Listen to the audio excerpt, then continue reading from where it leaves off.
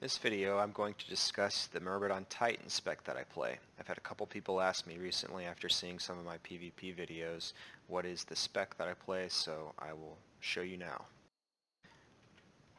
Start off in the talents. You can see that I pretty much take everything in this first tier, all of the various abilities along with the major and minor discipline slots.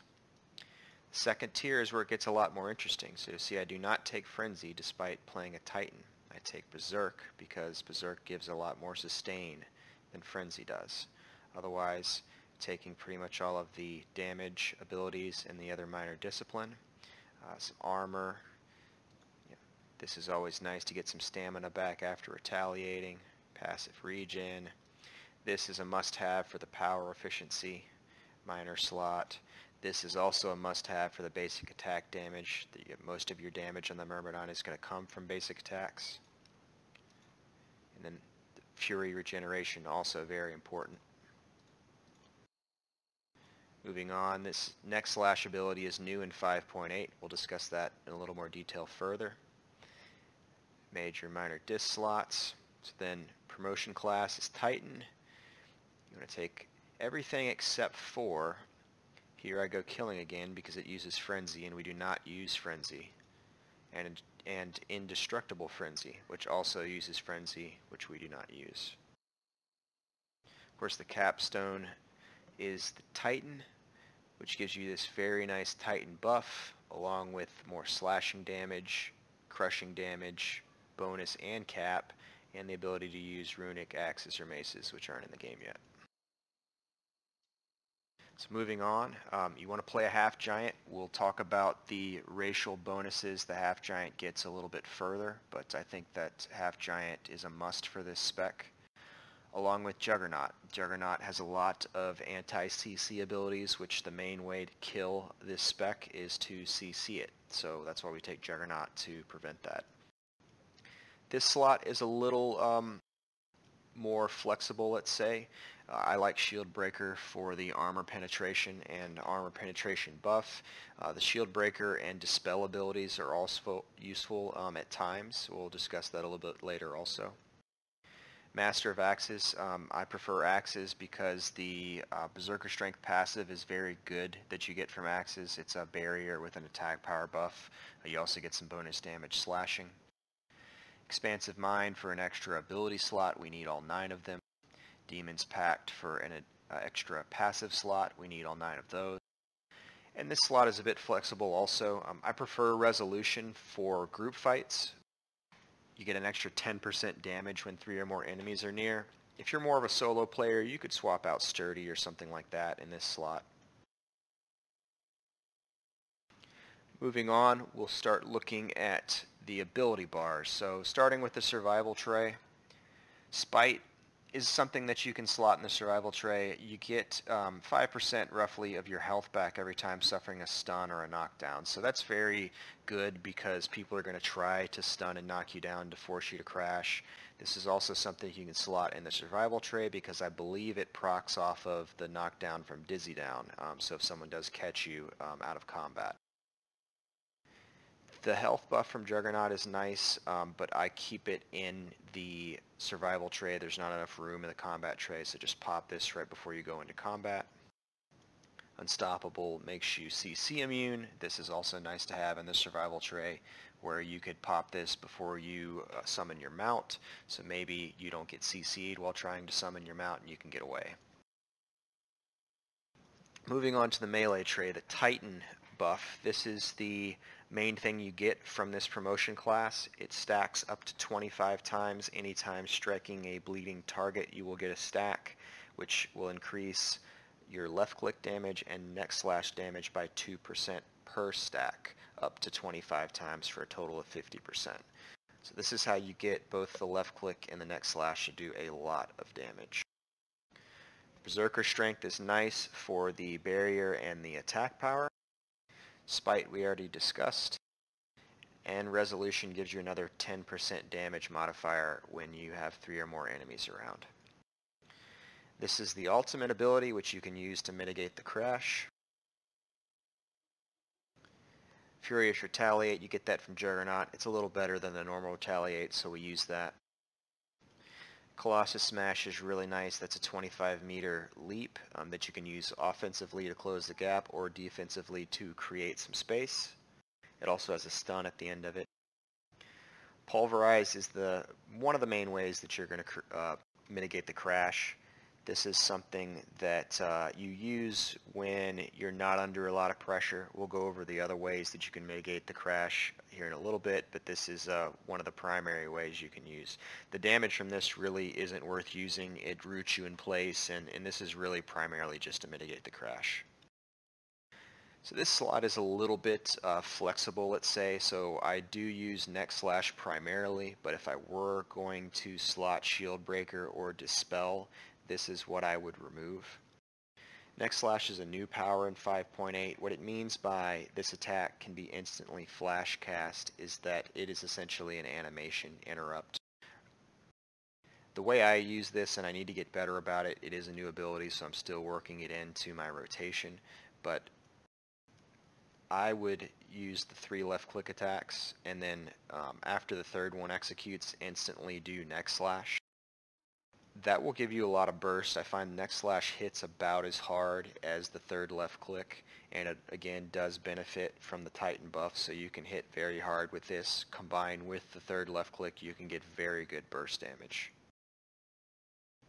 Neck Slash is something that only can be used after using Berserk. So this is essentially on a 12-second cooldown because that's what Berserk is on. So, and you'll have 8 seconds to use it. Basically, once you activate Berserk, Neck Slash will become available. Neck Slash will not be available once Berserk ends. So if you fail to use it during Berserk, then you miss out. This is the Whirlwind ability. This is very important for building the buffs from Titan, along with Bloodthirst. So Bloodthirst has a similar effect as Titan. It's just a random proc, but it is also a damage modifier to your left clicks and Neck Slash. So the idea is you Colossus Smash into a group of people.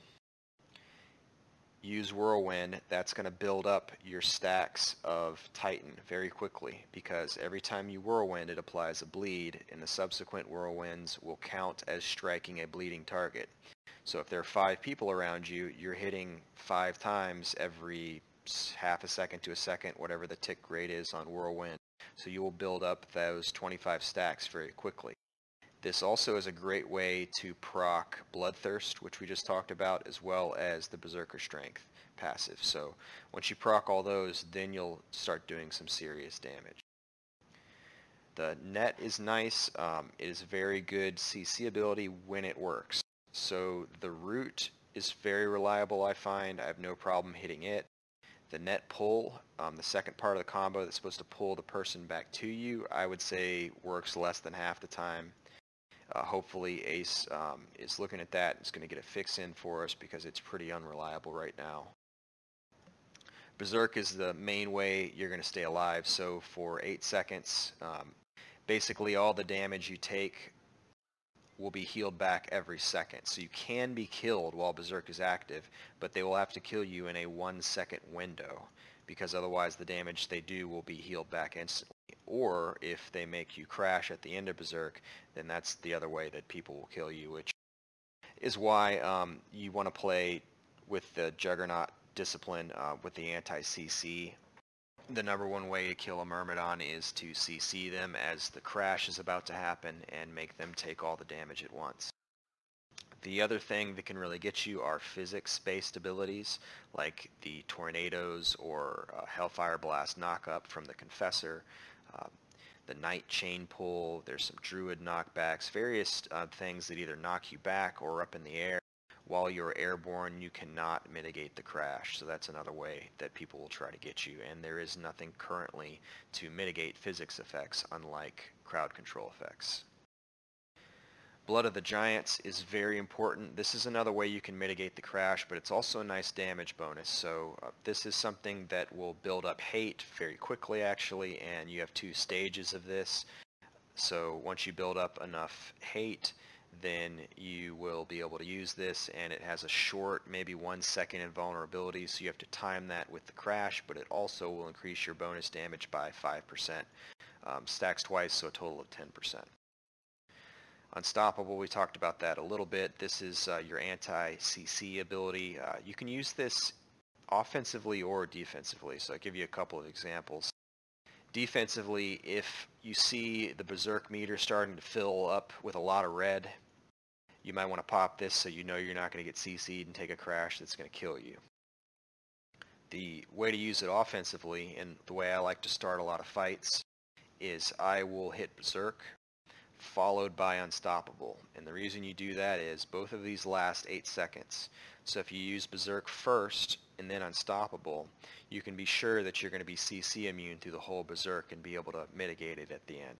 So pop Berserk, pop Unstoppable, Colossus Smash into a group, and then Whirlwind to build up all the stack.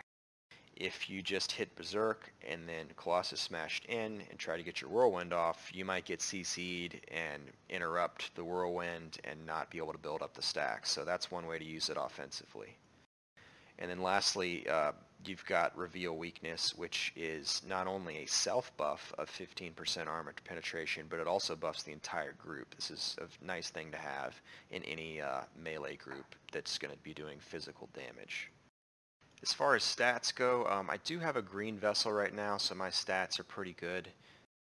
You can see final damage modifier is at 16% with 245 strength, so when you make your half giant, you just want to pump as much strength as you can possibly get. That's going to give you your attack power and your final damage modifier. So the cap on this right now, unmodified, is 40%. So we can actually hit that cap with 10% from Blood of the Giants, stacking twice, 5% each stack, of course. Then you've got Resolution, that's another 10%. Then Making Me Angry from Half Giant is another 5% damage bonus after suffering small hits. So if you combine that with the 16% I already have, that puts us at 41%, or a possible 41% if everything's up all at once. So that's a really good way to get a lot of damage. Now, I am hitting the cap already, 1% over it in fact. So when you make a vessel, it's not a bad idea to try to get something for final damage modifier, and or maybe we reach the point where Resolution doesn't make sense anymore and we take something else because we don't need the extra damage modifier. Gear-wise, you can see I use axes. I actually have a pretty good axe right now that we made. For the armor, you have to use chainmail. I use all chainmail. You really want to go slashing penetration on it. I don't really have great armor right now. I just kind of threw it together with what I have, but I'm working on a set and I'll go all slashing penetration on the armor. So let's take a look at the Berserk mechanic and just see how it works. When you hit Berserk, you'll notice the meter in the bottom right that's counting down.